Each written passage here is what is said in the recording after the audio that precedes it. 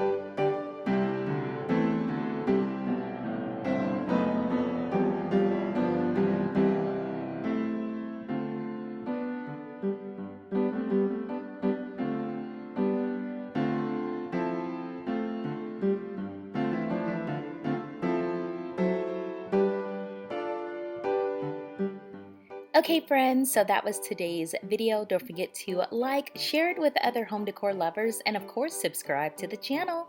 This has been another And Then There Was Style video, but if you want to see more, check out one of these two right here. I will see you in the next video. Bye friends.